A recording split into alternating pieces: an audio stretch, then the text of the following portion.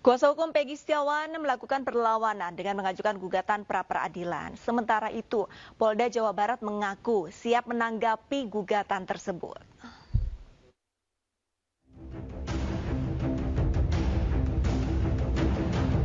Kuasa hukum Peggy Setiawan semakin yakin untuk mengajukan gugatan pra-peradilan.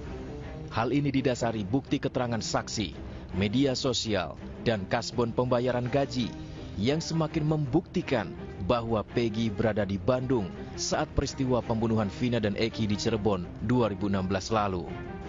Yang memang mengetahui dan ia melihat sendiri, mengalami sendiri pada saat kejadian, bahkan sebelum kejadian kurun waktu dari mulai Juli, Agustus, September, Oktober, November sampai Desember bahwa Peggy Setiawan berada di Bandung. Itu kami sudah persiapkan.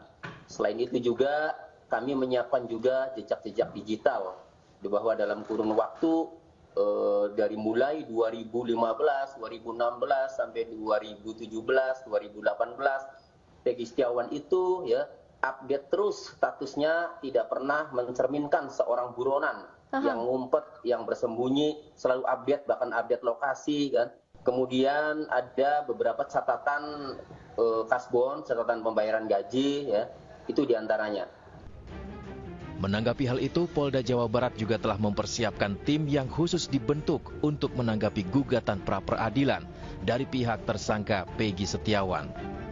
Tim pra-peradilan ini dibentuk tentunya untuk menghadapi gugatan permohonan pra-peradilan dari tersangka PS atau kuasa hukumnya. Ya. Nah, sejauh ini Bapak Kapolda telah memerintahkan untuk membentuk tim tersebut dan sudah dibentuk. Polda Jabar memastikan proses penyidikan berjalan sesuai dengan prosedur dan selalu dalam pengawasan tim pengawas internal maupun dari komponen lain. Tim Liputan iNews melaporkan. Polda Jawa Barat terus memperdalam penyidikan kasus pembunuhan Eki dan Vina. Selain melakukan pemberkasan tambahan terhadap sejumlah saksi, polisi juga menanggapi pengajuan gugatan pra-peradilan dari Peggy Setiawan.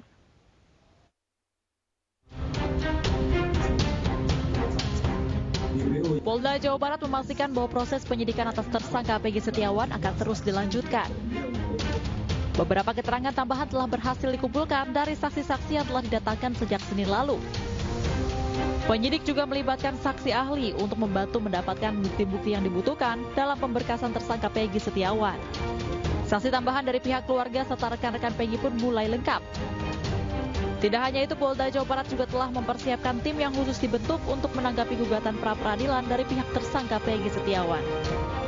Tim pra-peradilan, jadi tim pra-peradilan ini dibentuk tentunya untuk menghadapi gugatan permohonan pra-peradilan dari tersangka PS atau kuasa hukumnya.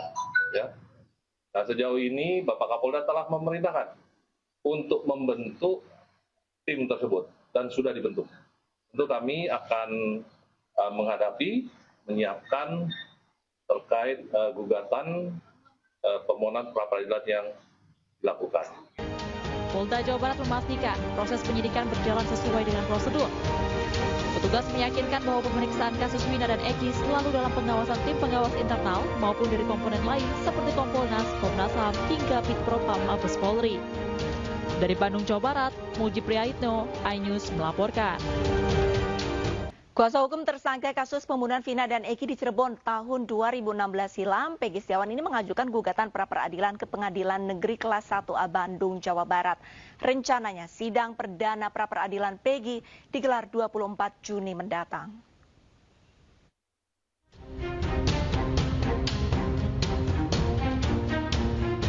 Saya tidak pernah. Saya mati. Tim kuasa hukum Peggy Setiawan telah mengajukan pra-peradilan di Pengadilan Negeri Bandung, Jawa Barat, Selasa 11 Juni 2024. Kuasa hukum Peggy menggugat penetapan status tersangka kepada kliennya yang dinilai tidak cukup bukti. Terkait hal tersebut, di laman sistem informasi penelusuran perkara Pengadilan Negeri Bandung, gugatan pra-peradilan yang diajukan Peggy sudah terdaftar. Sementara itu, untuk jadwal sidang perdana diagendakan pada Senin 24 Juni 2024 pukul 9 pagi di ruang Umar Seno Aji. Pengadilan Negeri Bandung pun sudah menunjuk Hakim Tunggal Eman Sulaiman untuk menangani perkara tersebut.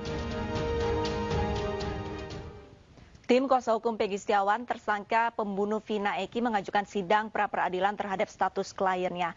Pengajuan gugatan ini sudah terregister di laman sistem informasi penelusuran perkara Pengadilan Negeri Bandung. Untuk sidang pra-peradilan Peggy Setiawan rencananya akan digelar pada hari Senin 24 Juni 2024 mendatang di Pengadilan Negeri Bandung.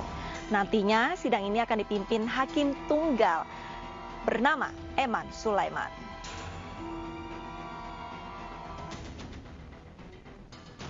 Dan berikut profil Eman Sulaiman, pemirsa, selaku Hakim Tunggal Sidang Peradilan Peggy Setiawan. Eman Sulaiman lahir di Karawang 10 April 1975. Jabatan saat ini adalah Hakim Pengadilan Negeri Bandung. Perlu diketahui pemirsa bahwa terdapat alasan kuat dari tim kuasa hukum Peggy melayangkan sidang pra-peradilan, yaitu dari tim kuasa hukum Peggy, Mukhtar Effendi ini menyatakan bahwa dirinya melihat saat konferensi pertama Polda Jawa Barat ini tidak ada bukti yang mengarah pada tindak pidana yang dilakukan oleh kliennya.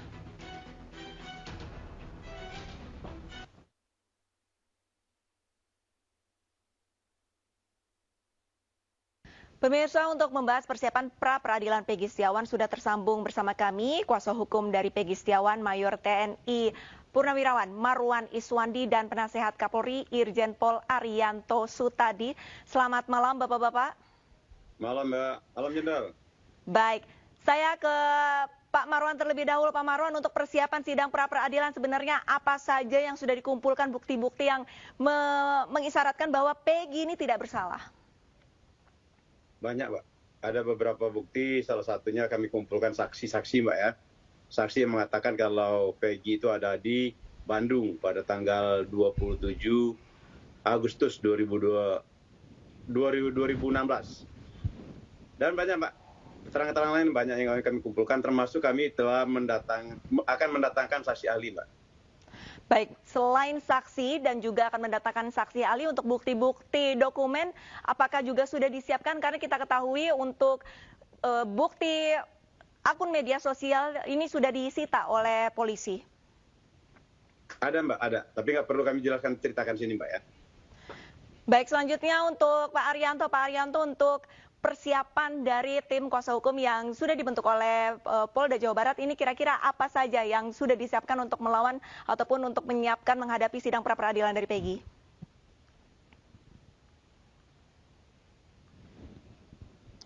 Pak Arianto, audionya boleh dibuka, Pak? Ya, sorry.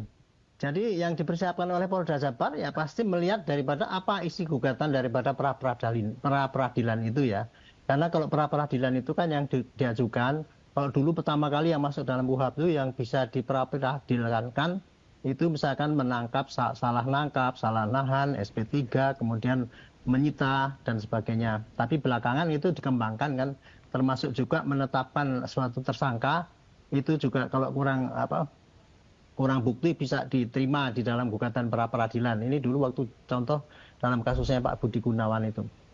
Nah, Polda Jabar sekarang tadi kalau disampaikan kan dari pihak pengacara Peggy kan kelihatannya yang dituntutkan kan adalah bahwa ini tidak ada bukti bahwa Peggy itu terlibat gitu kan. Betul. Itu ada bukti-bukti lain yang menguatkan bahwa dia tidak ada di situ. Ya nggak apa-apa. Itu kan, dan saya sangat senang ini dengan cepatnya diajukan pra-peradilan ini karena hanya langkah itulah ya untuk mengontrol penyidik itu supaya itu kerja benar apa enggak itu ya melalui pra-peradilan ini kalau masih di dalam penyidikan gitu ya. Dan saya juga senang juga karena apa ini dimasukkan TV hakim yang mau menyidangkan siapa. Ya Pak Hakim juga nanti mestinya juga hati-hati tuh. Jangan seperti hakim-hakim yang dulu tahun 2016 itu langsung main potong, main membuktikan, main memutus seperti itu hanya dengan bukti-bukti yang kelihatannya simpel gitu ya. Saya kira ini suatu proses yang menunjukkan keseriusan daripada semua pihak ya, baik pihak daripada pengacaranya Peggy untuk menempuh jalur yang memang harus ditempuh gitu, dan kemudian keseriusan daripada Polda sendiri untuk melakukan tindakan yang supaya lolos daripada saringan, jangan sampai dianggap nanti itu tidak profesional lagi gitu. Nah, sepanjang Polda Jabar itu sudah sesuai dengan prosedurnya, saya kira Polda Jabar ya biasa-biasa saja karena itu merupakan mekanisme. Satu lagi yang saya ingin sampaikan, tadi kan sampai sekarang kan ada 68 tuh saksi yang diperiksa itu. Kemudian ada saksi ahli. Nah, ini sudah menjawab dulu kan kita dianggap waktu membuktikan kan hanya keterangan saksi. Nah, sekarang ada saksi ahli, ada tambahan. Kira-kira itulah yang nanti akan kita lihat nanti proses ini di pra-peradilan apakah ada salah apa tidak. Kalau salah pasti nanti kemudian dianggap polisi kalah, itu pasti ya itu ketetapan sebagai tersangkanya itu dibatalkan gitu. Lihat aja nanti. Kalau enggak ya terus perkaranya gitu. Tanggapannya Pak Marwan, ini melihat pada saat konferensi pers, ini dari tim kuasa hukum melihat bahwa untuk bukti-bukti ini tidak ada yang mengarahkan adanya pelanggaran pidana dari klien Anda. Sebenarnya bukti-bukti apa yang menurut Anda ini lemah? Ya, betul Mbak ya. Sekarang saya main Mbak, keseriusan kami dari tadi Pak Arianto mengatakan keseriusan dari pihak penyidik Polda Jawa Barat. Kami keseriusan daripada pengacaranya Mbak sangat serius. Saya sendiri sudah menemui ke Komisi 3. Kemarin saya ke Komisi Yudisial minta agar memonitor perkara ini. Dan ini saya pun akan, insya Allah hari Rabu saya akan menghadap Jaksa Agung. Saya meminta agar Jaksa Agung memerintahkan jajaran ke bawah agar lebih teliti dan hati-hati untuk meneliti berkas tersebut. Jangan sampai bola panas seperti apa yang disampaikan Pak Arianto tadi, kejadian terulang lagi pada tahun 2016. Itu Mbak. Baik, berarti dari tim kuasa hukum pada hari Rabu akan menghadap ke Kejaksaan Agung. Pemirsa tetap bersama Ainis Prime karena usai jeda kami masih akan segera kembali.